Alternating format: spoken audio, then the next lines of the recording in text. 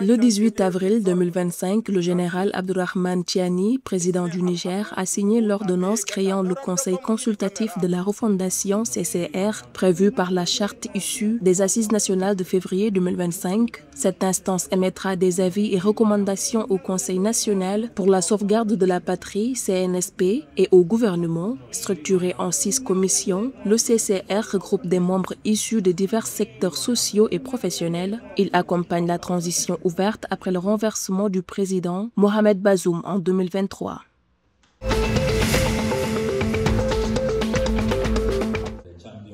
Le Ghana accueillera le 22 avril 2025 le lancement des célébrations du 50e anniversaire de la Communauté économique des États de l'Afrique de l'Ouest CEDEAO. Le président John Dramani Mahama a invité les chefs d'État du Burkina Faso, du Mali et du Niger, membres de la Confédération des États du Sahel AES, malgré le retrait de la CEDEAO en janvier 2025. Cet événement stratégique vise à renforcer l'intégration régionale et sera suivi d'une réunion extraordinaire du Conseil des ministres de la CEDEAO.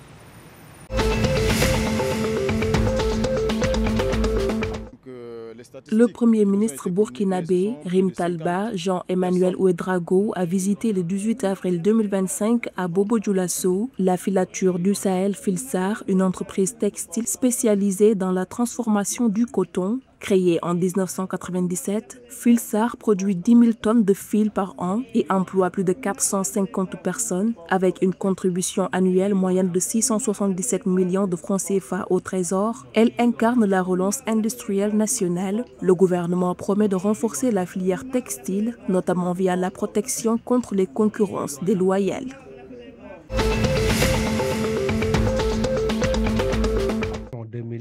Le Sénégal organise une campagne de distribution de moustiquaires imprégnés à longue durée d'action MILDA du 23 au 27 mai 2025 dans 8 régions, dont Kaolack. Près de 865 024 MILDA seront distribués dans cette région, ciblant une population d'1 415 390 personnes, mobilisant 1906 relais communautaires et 367 superviseurs. Cette initiative s'inscrit dans la stratégie nationale d'élimination du paludisme à l'horizon 2030.